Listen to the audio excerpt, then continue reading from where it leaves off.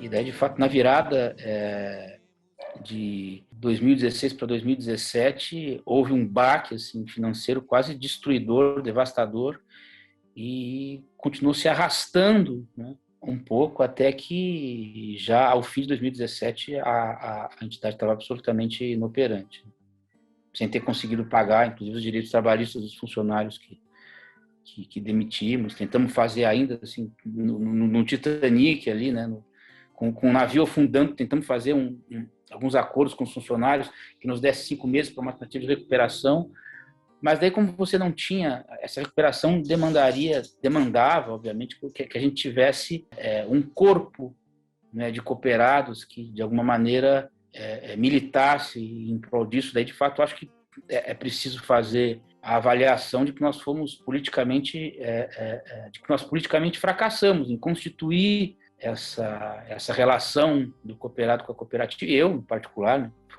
não posso fugir da responsabilidade. Eu fui o último dirigente, então realmente não tive competência no sentido de aglutinadora.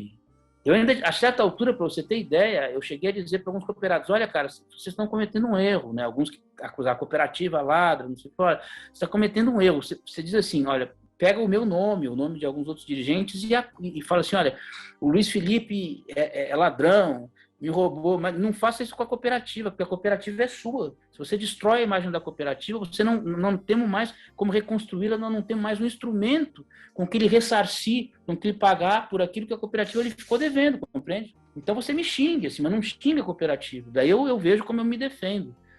Mas, assim, logo em seguida da formalização da cooperativa, o governo federal lançou o MEI, no ano seguinte que a gente formalizou, né, o microempreendedor individual. E a primeira pessoa que me chamou a atenção para um fato foi o Vinci Ataíde, da cooperativa de Salvador, que ele falou: cara, o MEI vai acabar com as cooperativas. E as cooperativas estavam recém-nascendo, assim, né, recém um movimento de ebulição, porque ele resolve as questões individuais. Só que naquele primeiro ano, músicos, em geral, atores, não podiam estar no MEI, no ano de implementação do MEI. Mas no ano seguinte já pôde. E aí foi isso que aconteceu. Foi se esvaziando, por quê?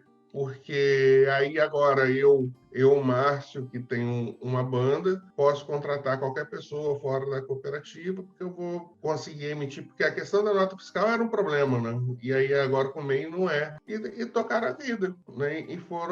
E aí foi se esvaziando, assim, né?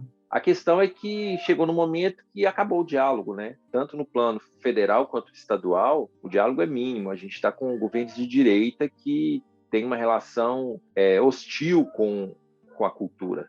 Eles têm um entendimento equivocado do fenômeno cultural e têm os agentes da cultura como inimigos, né?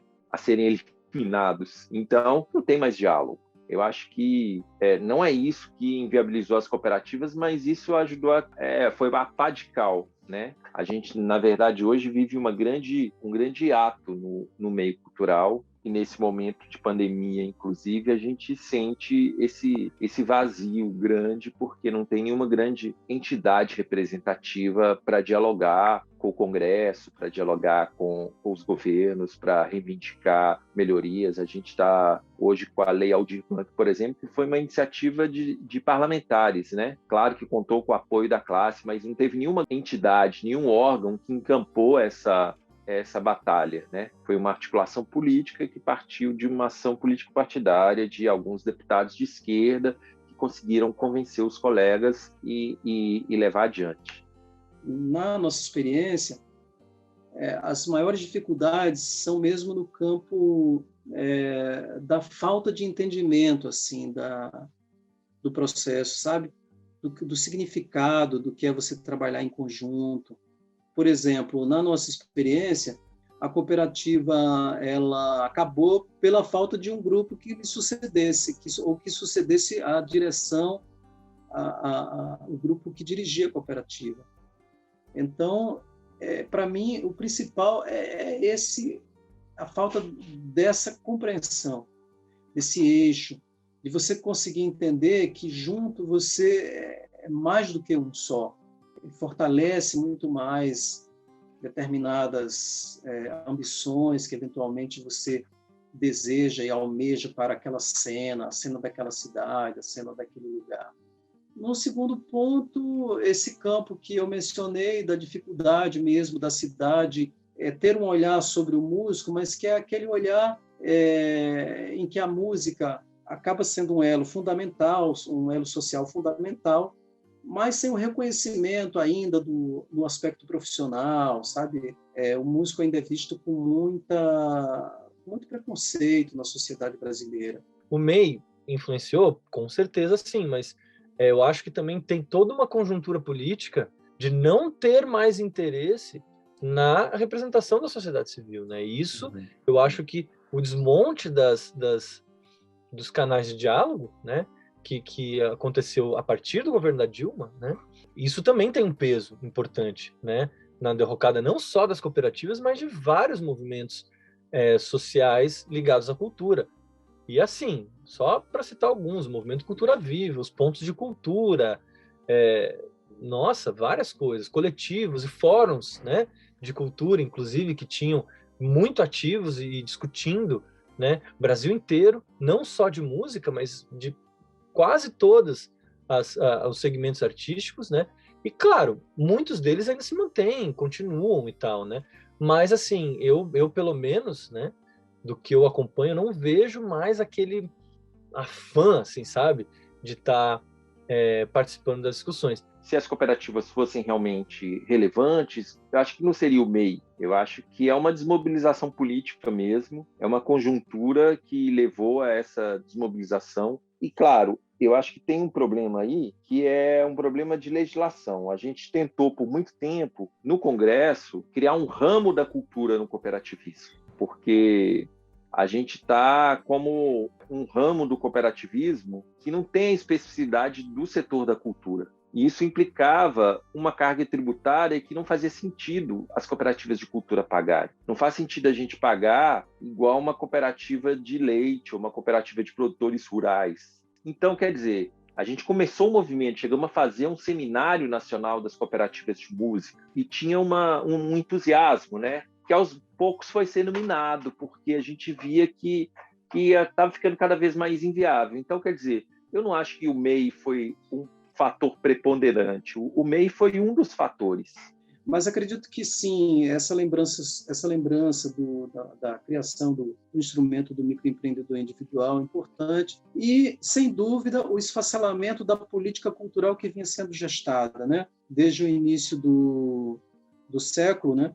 Havia ali uma discussão para que houvesse um crescimento. A gente procurava por alternativas, né? A situação que o segmento passava. E aí isso ganhou um impulso na primeira década e na segunda década, quando isso começa a se afirmar, é aí que vem todo esse choque, né? E acontece todo esse desmantelo. Então, acredito que isso também foi um ponto importante, decisivo para essa desestruturação. Eu, particularmente, eu tenho essa percepção, porque para mim é claro que o MEI é o divisor de águas, que a partir do MEI o artista não precisa estar associado a lugar nenhum, né? Ele tem ele emite a nota fiscal dele e aqui no Espírito Santo, né? Eu continuo te garantindo que eles não estão preocupados com a questão previdenciária da formalização. A gente vinha de um processo muito intenso de articulação das redes e das formas coletivas. Então, a gente já tinha espaço na discussão de uma rede que foi formada, que era a Rede Música Brasil, que era um espaço onde a gente dialogava direto com o Ministério da Cultura. E no final, na transição do Lula para Dilma, a Dilma indica a Ana de Holanda como ministra e ela rompe a rede, desestimula a rede. Começa a esvair todo mundo, escorregar cada um para o seu lado e começa a não ter também tanto sentido, já com o MEI, né, rolando, tentar segurar aquelas pessoas ali com a gente que já não queriam estar, porque não conseguiam entender também a necessidade da formalização do trabalho, como não entendem até hoje. Teve muita desarticulação que aconteceu da própria classe mesmo, né? As pessoas cansaram, as pessoas, o sistema acabou engolindo, né, essas pessoas, né? E acho que assim como eu, muita gente também dedicou seu tempo voluntário para essas coisas. É bom dizer isso, né?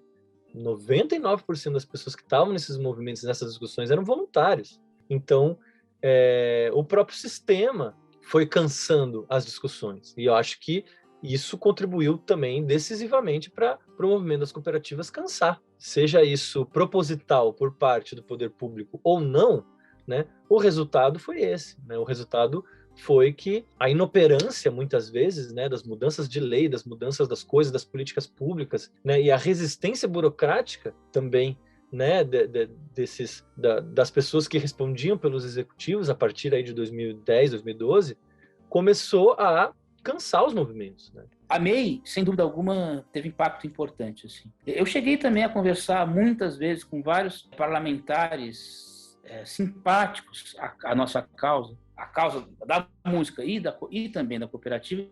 De acordo com como se entender a ideia da MEI, ela tem ela pode se transformar num elemento profundamente reacionário, assim. Porque, na verdade, enfim, a lei, eu discuti isso muito, a lei do cooperativismo, né, impõe ao Estado que privilegie atividades profissionais em cooperativa. Então, você não pode constituir uma saída possível. Na verdade, essa questão toda eu discutia quando era possível, com mandatos que tinham condição de discutir isso a esse nível, obviamente são poucos. Quer dizer, olha, a questão toda tem a ver com que projeto de sociedade, projeto de país, com que projeto de sociedade, com que projeto de Estado se está lidando. Né? A questão não diz respeito simplesmente a quão mais barato e mais fácil pode ser o exercício da profissão. Né? Não é essa a questão. Para a gente, pelo menos, não era. E eu dizia isso. A questão, de fato, não é. Você entender que a única questão é baratear, do ponto de vista econômico, o exercício do certo profissional, isso já tem um viés ideológico importante. A questão também, isso é papel fundamental do Estado, inclusive inscrito na lei do cooperativismo, é papel importante do Estado também fomentar a organização desses trabalhadores. E a cooperativa obviamente, do ponto de vista de certa saúde política, social, em que nós apostamos, em que nós estivemos apostando, muito mais interessante do que os profissionais todos dispersos enquanto MEIs. Porque, de fato, a cooperativa, enquanto instituição, ela pode ser muito barata do ponto de vista do custo para o exercício profissional do trabalhador, ali, da cultura em particular e da música. Então, a questão não era se eu sou a favor, quando eu sou absolutamente a favor da MEI. A MEI pode ser, aí nos marcos, entendendo uma possibilidade de capitalismo mais democrático do ponto de vista econômico, né? O pipoqueiro poder se constituir enquanto MEI é importantíssimo, né? Mas, e mesmo o músico que quiser e tal, mas nós dizemos, olha, mas é importante, alguma vantagem possível que o sujeito, em vez de MEI, se associa a uma cooperativa. E por que isso? Digo, do ponto de vista do raciocínio do Estado, né? Não do ponto de vista do interesse meu enquanto cooperativa. Porque, de acordo com certo projeto que se tenha, e entendíamos e defendíamos esse projeto, entendíamos que estávamos falando com interlocutores sensíveis a um projeto desse. Então, de acordo com um projeto desse, é importante que as pessoas estejam organizadas, sobretudo em organizações, né, que devolvem para suas categorias uma quantidade grande de benefícios econômicos e políticos, assim. A gente tinha uma força política, uma representação que era muito maior do que essa prestação de serviço de emissão de nota para os músicos. Isso daí certamente não foi o que nos afetou. A gente foi muito mais afetado por uma questão de um desânimo mesmo, de representação e da falta de diálogo. Quando a direita assumiu o poder, a gente foi sentindo que o diálogo foi interrompido, foi obliterado, foi, de alguma forma, os projetos descontinuados, né? Mas é isso, eu acho que a gente está num momento de grande desmobilização. Se a gente for olhar o panorama de 10 anos atrás, a gente estava muito mais afiado, a gente tinha muito mais bala na agulha, estava muito mais sangue nos olhos do que nesse momento agora que a gente vive um retrocesso mesmo, né?